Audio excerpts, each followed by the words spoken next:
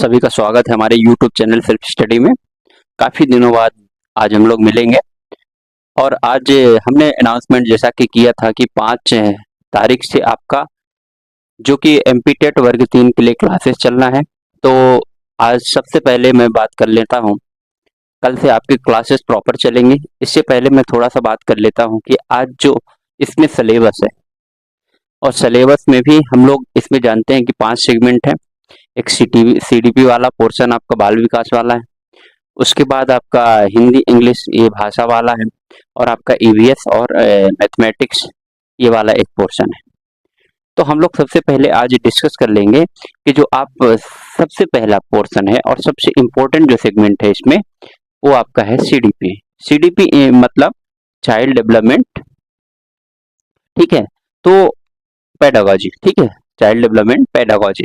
इसमें ये होता है कि चाइल्ड मतलब बच्चा, क्योंकि हम लोग प्राइमरी टीचर बनने के लिए ये एलिजिबिलिटी टेस्ट दे रहे हैं। तो हमारा काम क्या होगा कि बच्चे को 5वीं तक के बच्चे को पढ़ाना, और 5वीं तक का बच्चा आप समझिए कितना बड़ा होगा, बहुत मुश्किल होगा मैक्स टू मैक्स 10 साल का, क्योंकि 5 साल में नाम लिखना शुरू हो जाता है, उसके बाद वो पढ़ने आएगा। तो आपको वो काफी छोटा बच्चा कहलाता है, तो उसको समझना पड़ेगा और उसको समझने पढ़ने के लिए आपको ये सब्जेक्ट पढ़ाया जाता है कि किस तरह से आखिर उसका एज बढ़ने के हिसाब से कैसे उसका डेवलपमेंट होता है, ये आपका सीडीपी में पढ़ा जाता है कि बच्चा आखिर 5 साल का होगा, 7 साल का होगा, फिर 10 साल का होगा, वो कैसे रिएक्शन करेगा, उसके मन में क्या समस्याएं चलेंगी, क्या दिक्कतें चलेंगी और क्या उसका आप लोग सुझाव दे पाएंगे। इसलिए चाइल्ड डेवलपमेंट को पढ़ाया जाता है, उसके दिमाग से खेला जाता है, क्योंकि उसी हिसाब से आपको टीचिंग भी करना है। नहीं तो बड़े बच्चे होते हैं तो जनरली आप सब लोग को मालूम है कि आप उस हिसाब से कुछ बोलते हैं आप तो कैच कर पाते हैं, पर उनके लिए आपको सबसे इम्पोर्टेंट है इसमें। अगर कहा जाए तो प्राइमरी टीचर में सबसे इम्पोर्टेंट रोल होता है टीचर का। इसमें बच्चे थोड़ा बहुत छोटे होते हैं तो उनको समझा पाना बड़ा कठिन होता है, इसलिए प्राइमरी टीचर बनना आसान नहीं है, क्योंकि भाई बहुत वहाँ पर दिक्कत होती है, बहुत सारी समस्याएं होती हैं। इसलिए प्राइमरी टीचर कोई छोटा मोटा टीचर नहीं, बहुत बड़ा टीचर है, क्योंकि उनको बच्चों को पढ़ाना है। बच्चे नहीं मानते तो नहीं मानते, चाहे जो हो जाए। तो हम लोग सबसे पहले आज हमारा टॉपिक है डिस्कशन का कि जो चाइल्ड डेवलपमेंट पेडागॉजी 30 मार्क्स का है, उसको हम लोग किस तरह पढ़ेंगे, उसमें क्या क्या सिलेबस है, उसके अंदर क्या क्या इंक्लूडेड है। तो सबसे पहले हम लोग बात करते हैं चाइल्ड डेवलपमेंट पेडागॉजी। ये आपका 30 मार्क्स का आने वाला है, ठीक है। 150 में से 30 मार्क्स यहाँ से इम्पोर्टेंट है। उसके बाद अगर इसको हम देखें तो 3 भागों में इस सिलेबस को आप अपने सामने सिलेबस रख सकते हैं।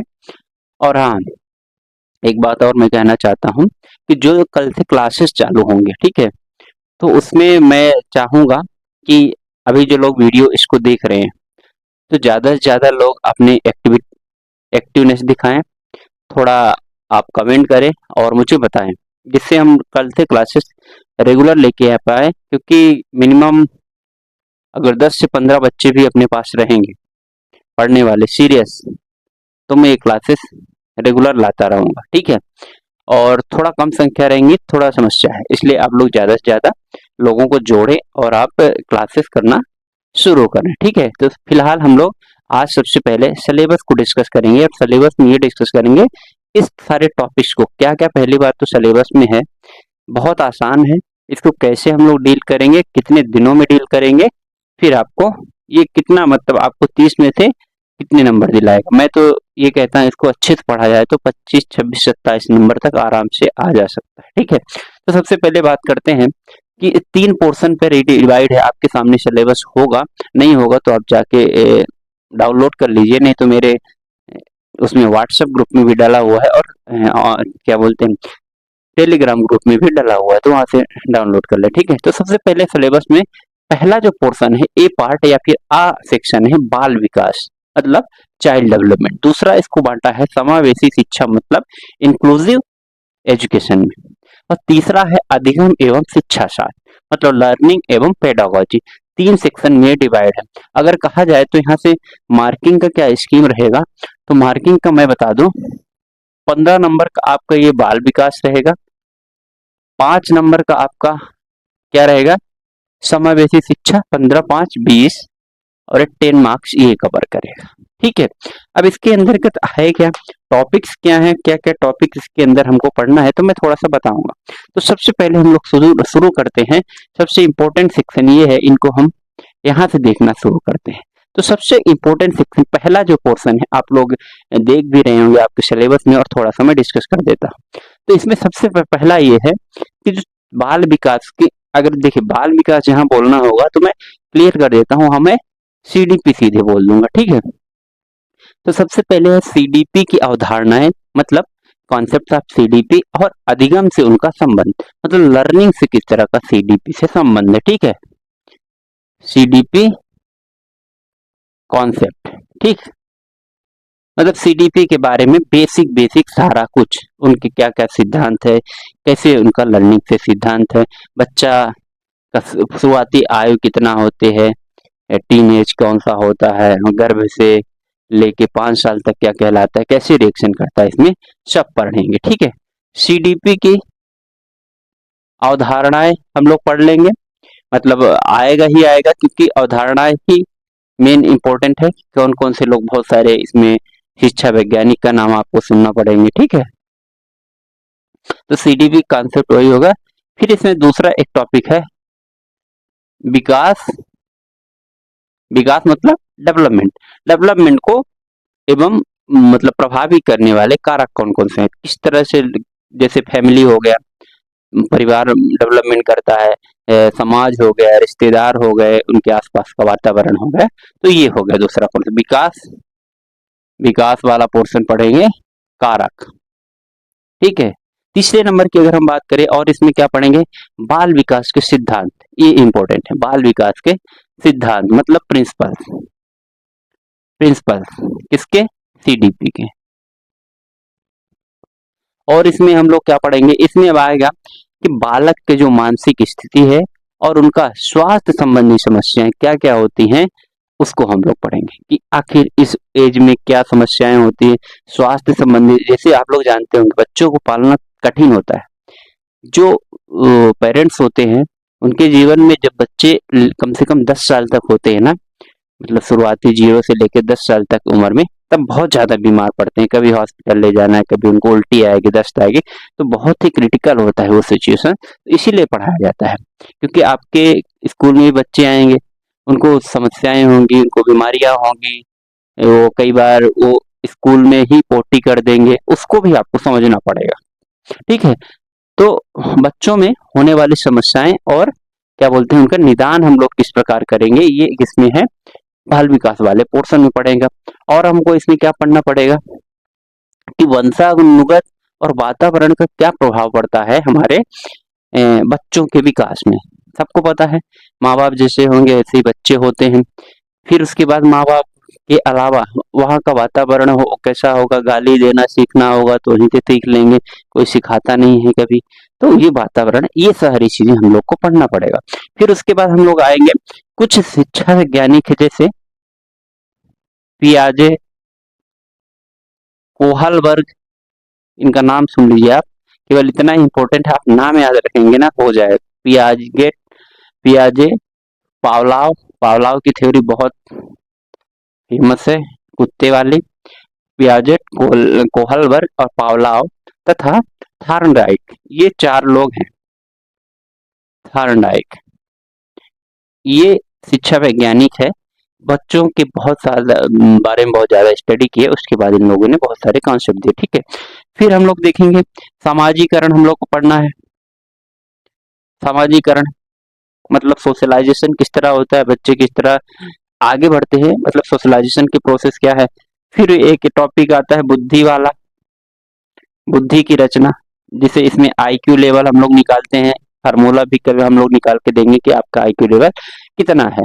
ठीक है, उसका फार्मूला हम लोग जो पढ़ेंगे देखेंगे। भाषा संबंधी क्या विचार है बच्चे का, भाषा, बस इतना।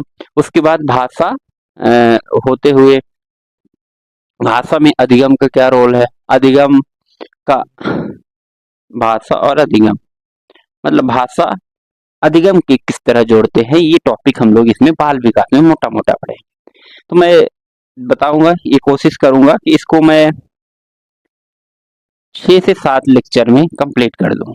लगभग 11 से 12 टॉपिक है, तो मैं कोशिश ये करूंगा एक दिन में 2 या 3 टॉपिक लेने की कोशिश करूंगा और 6 से 7 लेक्चर में इसको कंप्लीट कर देंगे, ठीक है। फिर उसके बाद दूसरे पोर्शन पे आते हैं। नेक्स्ट मतलब इंक्लूसिव एजुकेशन। इंक्लूसिव समावेशी शिक्षा मतलब हर तरह से विकास, सबका विकास हो, चाहे वो गरीब बच्चा हो, चाहे छोटा बच्चा हो, चाहे कम बुद्धि वाला हो, सबका विकास होना चाहिए, समावेशी विकास और हर तरह से विकास होना चाहिए। इसमें हम लोग ये पढ़ेंगे इंक्लूसिव एजुकेशन में। इसमें सबसे इम्पोर्टेंट क्यों आवश्यकता क्यों पड़ी आखिर, तो सब पता है आवश्यकता क्यों पड़ी, ठीक है। क्या कॉन्सेप्ट है इसमें, क्या विशेषताएं इसकी है, ये हम लोग पढ़ेंगे, ठीक है। बहुत सारे समाज में अलाभान्वित बच्चे होते हैं, मतलब नॉन बेनिफिशियरीज, जो लोग होते हैं समाज से हट के होते हैं, हाथ से मेन स्ट्रीम के बाहर होते हैं, उन बच्चों को पढ़ने के बारे में हम लोग देखेंगे कि वो बच्चे कैसे होते हैं, शोषित होते हैं और अवंचित रहते हैं बहुत सारे लाभ से, उन बच्चों के बारे में हम लोग पढ़ेंगे। अधिगम के बारे में कठिनाई क्या है, अधिगम की कठिनाइयां क्या है, ये पर लर्निंग में क्या क्या दिक्कतें हैं, ये इसमें हम लोग टॉपिक पे चर्चा करें। बहुत आसान है, बहुत आसान है, बहुत बहुत इंटरेस्टिंग। मैं पढ़ाऊंगा ना आपको तो बहुत मजा आएगा, आपको लगेगा हाँ, जिसके घर में खासकर बच्चे होंगे छोटे से ना, उनको तो एकदम से फील होगा हाँ हाँ ऐसा कर रहा है ये, ठीक है ना। जब मैं बताऊंगा आपको कि आ, वो बच्चा बहुत गुस्सा करता है और वो किसी से बात भी नहीं करता। आजकल लोग क्या करते हैं, लोग बच्चे से गए, उनके घर जाते हैं, बेटा काका काका सुनाओ, एबीसीडी सुनाओ। अरे भाई क्यों सुनाएगा वो, तुम्हारा वो गुलाम थोड़ी ना है। ठीक है, वो जो उसको आता है तो आता है, ये थोड़ी ना कि तोते की तरह तुम्हारे सामने बोलना शुरू कर दे, और नहीं बोल रहा है तो तुम सोच रहे हो ये कमजोर बच्चा है, ऐसा कुछ नहीं है। वो एक चाइल्ड डेवलपमेंट एक प्रोसेस बना हुआ है, उसके तहत वो काम कर रहा है, वो नहीं बताएगा। कई बार तो बच्चे ये होते हैं, उनको ए से लेकर जेड तक एक सांस में तो बता सकते हैं, तुमको नहीं आता होगा, लेकिन वो नहीं बताएंगे क्योंकि उनका मन नहीं है। ये समझना चाहिए कि उनके इस शरीर में ये ऐसे परिवर्तन होते हैं जो उसको मानसिक रूप से और उनके शारीरिक रूप से इस तरह करने के लिए रिएक्ट करते हैं। कोई गलत नहीं है, वो उनका ऐसा एज ही है, ठीक है। तो उनको कोई दबाव नहीं डालना चाहिए। क्यों तुमको बताए भाई पोएम, कोई जरूरी नहीं कि तुम पोएम सुनाओ, नहीं सुनाएगा, नहीं क्या कर लोगे जाओ। तो ऐसा है, हम लोग देखेंगे कि हाँ सही बात है, ऐसे ही करता है।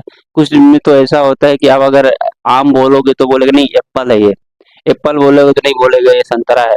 अगर बोलोगे ए से लेकर जेड से सुना, जेड से शुरू कर देगा, और कई बार तो सुनाता ही नहीं, भाग जाता है दूसरी चीजों को, ठीक है।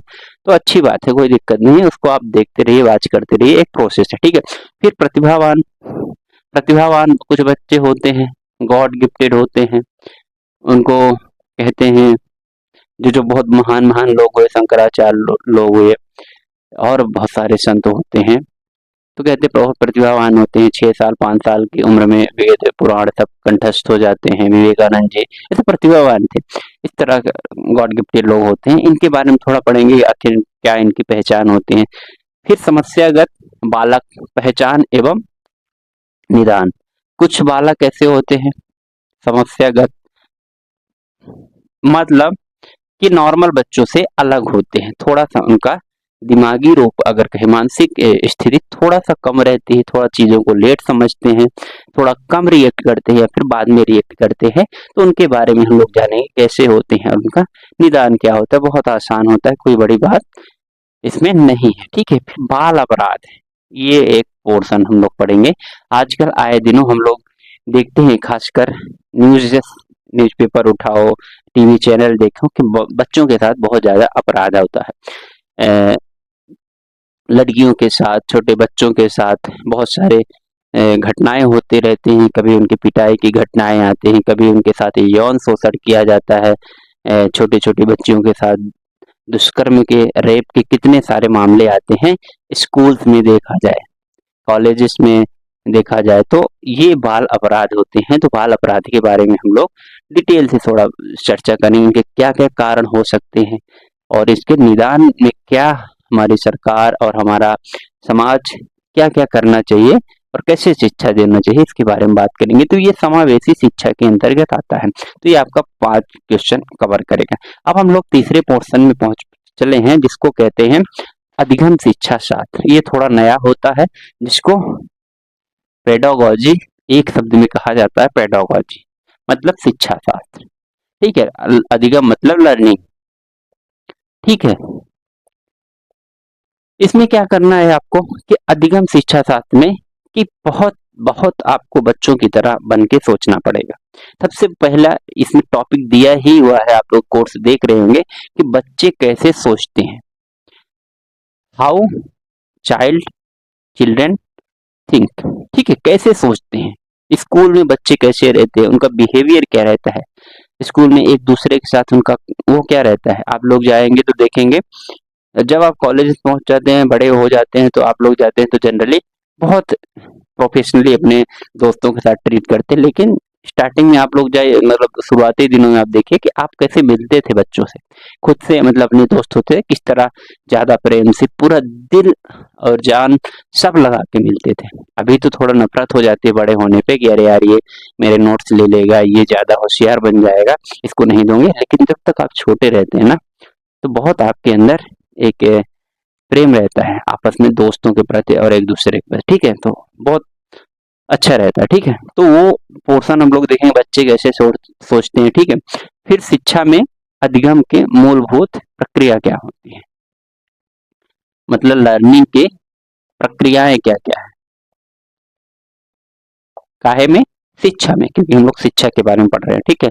फिर तीसरी बात है समस्या समाधान करता, ये आता है वैज्ञानिक अन्वेषण क्या है, समस्या क्या क्या दिक्कत होती है, वैज्ञानिक इसमें क्या क्या तरीके होते हैं कि आपको क्या करना चाहिए, ये नहीं करना चाहिए कि पिटाई करना जरूरी है, नहीं, वैज्ञानिक तरीके से समस्या को समाधान करना चाहिए। अब निश्चित रूप से आप बच्चा जब एक उस पीरियड में जाएगा, कौन से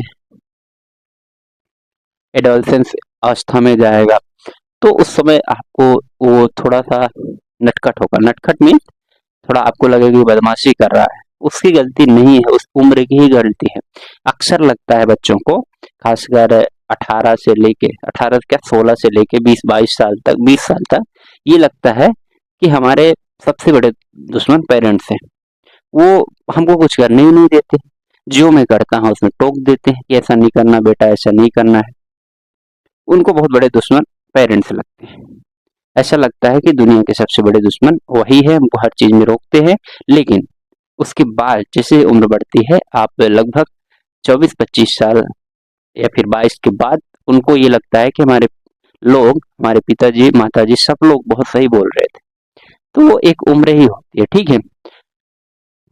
तो उसमें लोड नहीं लेना है, ये एक सबके साथ हुआ है और सबके साथ होगा, उसको समझना पड़ेगा वैज्ञानिक तरीके से।